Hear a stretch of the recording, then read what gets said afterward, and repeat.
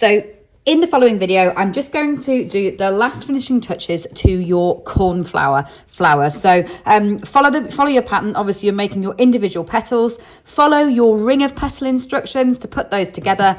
And then there's two last details that you put on to finish these off. So the first one is to work a surface crochet line of slip stitch traverse. So what you need to do is, once you've sewn your ring of petals into place, so you've placed that round and then you sew them into place to secure them, just slip stitch in like that. And I'm actually going to go, because I'm using the amethyst on our base of blue, so I'm going to slip stitch in actually to the head stitch closest to that, and then slip stitch along the top of the surface of this petal up the middle dividing line. So go in like that and slip stitch. There we go. And then on to the next one. So you're just going to travel across doing a surface line of crochet like that to meet that middle line there. So keep just tracking up.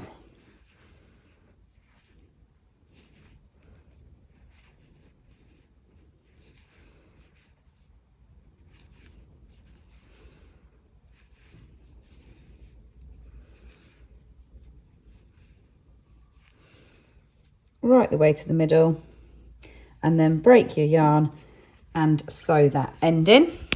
And then the last thing is to do these little bits of petals that sit in between the gaps of each of the larger blue ones. So of the outer petals, you're going to work just these little inner petals like that. What you need to do is slip stitch into position again and chain.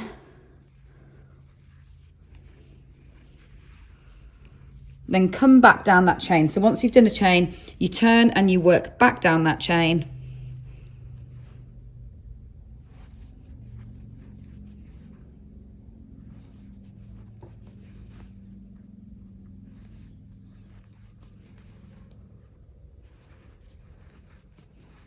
And then slip stitch in.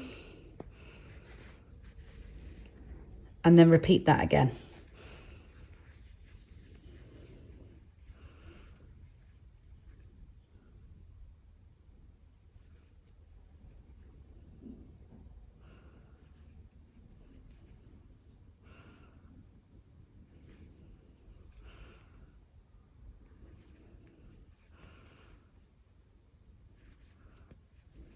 Slip stitch into your head, and then do it one more time, and this time slip stitch back into your original slip stitch. So you create 3 in a little triangle.